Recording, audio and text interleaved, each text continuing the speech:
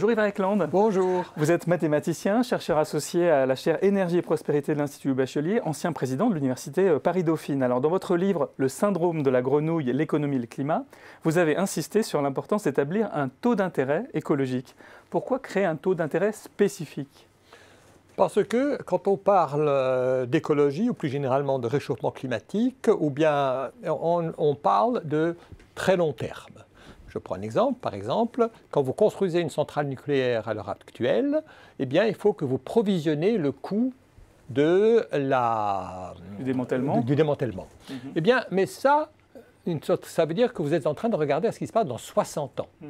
Alors, il faut donc l'approvisionner, mais à quel taux? Combien vaut? Donc la question que vous vous posez, le démantèlement, il va coûter tant dans 60 ans, combien ça vaut aujourd'hui? Et ça, c'est la question du taux d'intérêt. Et vous me direz peut-être, mais il n'y a qu'à prendre le taux du marché, mais à très long terme, il n'y a pas de taux de marché. Le taux de marché liquide, c'est 30 ans. Alors qu'on parlait de 100 ans ou de 60 ans, c'est complètement autre chose. Il y a des emprunts à 100 ans, mais on ne peut pas dire qu'il y a il y a suffisamment d'emprunts sur le marché pour définir un taux et qui ne serait pas forcément adapté alors. Il n'y a pas de taux de marché. Je veux dire, il n'y a pas de taux de marché. Alors, les emprunts à 100 ans, sont l'exception. Déjà, c'est l'exception. Moi, on ne prêterait pas à 100 ans.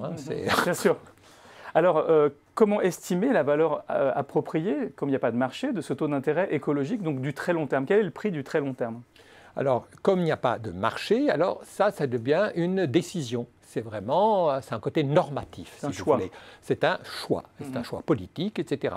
Ceci dit, on peut être guidé par certaines choses. Par exemple, vous pouvez dire avec certitude que le prix relatif des ordinateurs et des arbres sera différent dans 60 ans de ce qu'il est aujourd'hui. Disons qu'aujourd'hui, par exemple, un arbre vaut, entre parenthèses, 100 ordinateurs. Dans 100 ans, eh bien, ou dans 60 ans, il y aura beaucoup moins d'arbres et les ordinateurs vaudront beaucoup moins cher. Donc le même arbre aura peut-être 10 000 ordinateurs. Donc, il faut des taux d'intérêt différents pour tenir compte de cette différence de prix qui va s'accroître. Donc la rareté de l'environnement nécessite un taux d'intérêt différent qui tienne compte de cette rareté. Exactement. En d'autres termes, si vous êtes en matière d'environnement, vous êtes en décroissance. Donc vous êtes en situation de déflation. Si vous êtes en matière d'ordinateur, vous êtes en situation de croissance. Donc vous êtes plutôt en situation d'inflation. Donc les taux d'intérêt vont être nécessairement différents. Une fois qu'on a établi comme cela un taux d'intérêt qui sera un choix, mais qui tient compte de raisons objectives, qu'est-ce que ça va avoir comme effet sur les prêts et sur la valorisation des actifs?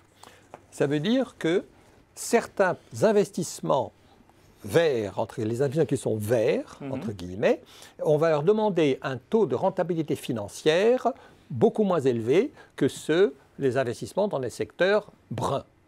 C'est-à-dire, si vous investissez dans des arbres, dans l'environnement, vous êtes beaucoup moins exigeant du point de vue financier, du point de vue de la rentabilité, que si vous investissez dans de nouvelles usines d'ordinateurs. C'est un encouragement au secteur vert. Ce sera le contraire, finalement, de la rareté de ces secteurs, puisqu'ils seront rares, ils seront désirables.